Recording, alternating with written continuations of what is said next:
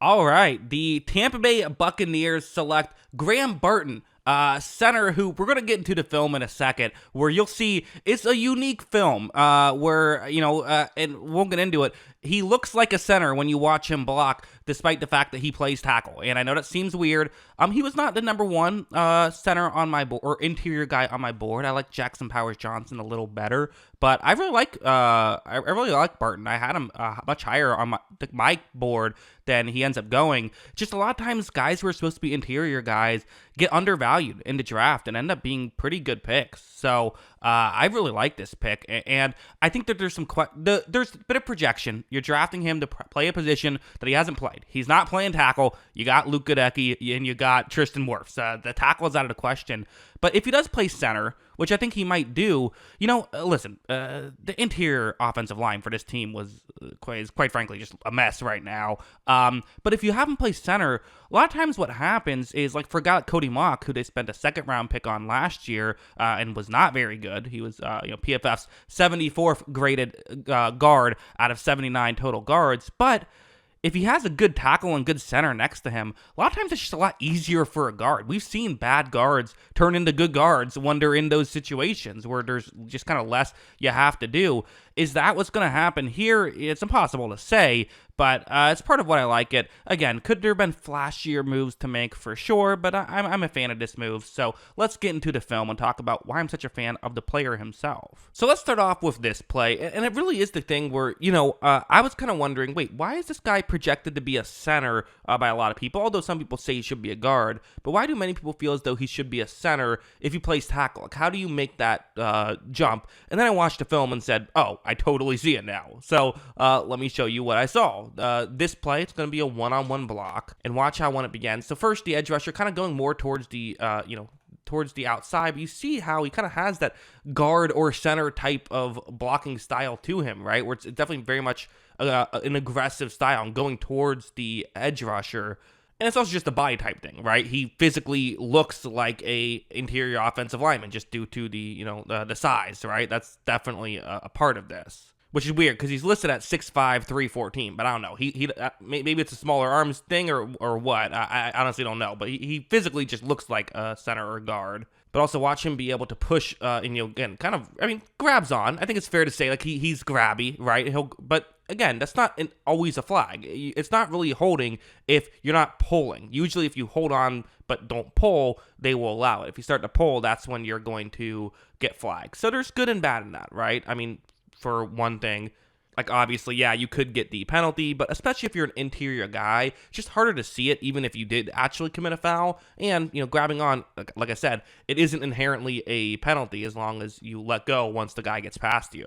But like, this play's an interesting one where it's going to be a one-on-one block with the edge rusher right here, and watch what happens. Here, the edge rusher's not trying to beat him with any typical edge rusher move. It's just trying to overpower him, which again, if Barton is an interior offensive lineman, which I think he is, then I think the question is like, well, does he have the power to hold up? If someone tries to bull rush him, which is certainly something you see a lot of interior defensive linemen try and do, can he hold up? And this isn't an NFL level interior defensive lineman. It's an edge rusher, but still, let's see what happens. Watch him really hold his own and doesn't get driven back much at all. So I do believe he has the strength to work as a guard or center. I do. I think that he would be able to fit there. At least I guess I should say I see no reason to believe he wouldn't be able to fit.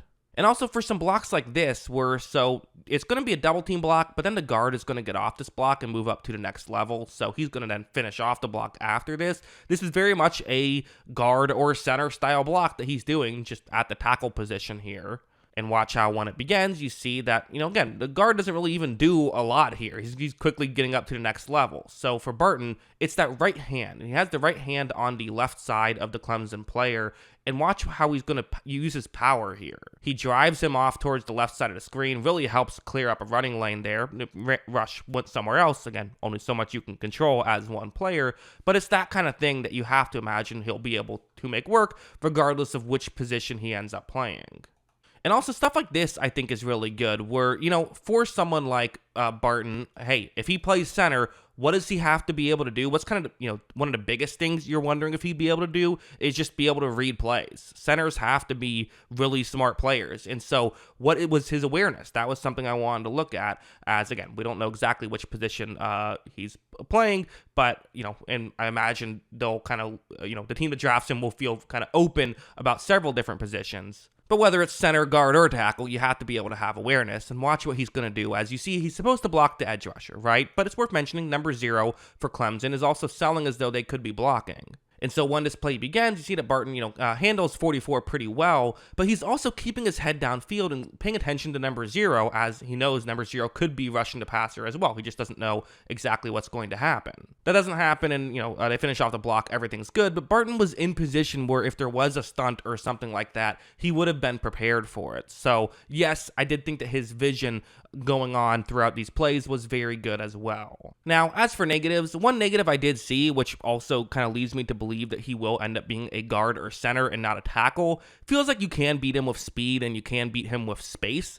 This play, it's a one-on-one matchup. You see that when it begins, that 54 right there, kind of faking as though he's going towards the right, but going to go with an inside move, which are tough to pull off. But still, for Barton, this is the pure one-on-one. Like, there's no help anywhere. There is a ton of space. The guard is moved very far over towards the left side of the screen. And so when 54 cuts in, Barton isn't able to pull off that block. Let's go, doesn't get the penalty, so good job there, but definitely feels like he can get beat with space, which again, if he plays guard or center, shouldn't matter too much, but it's still something that is a negative, I would say, and probably the biggest negative I saw in his game. So, as a whole, I think there's a lot to like about Barton.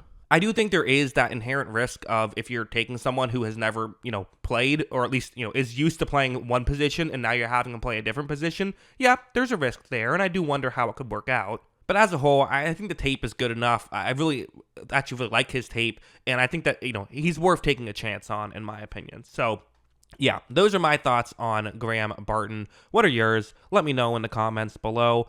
Always love hearing from y'all, and of course, as always, thanks for watching.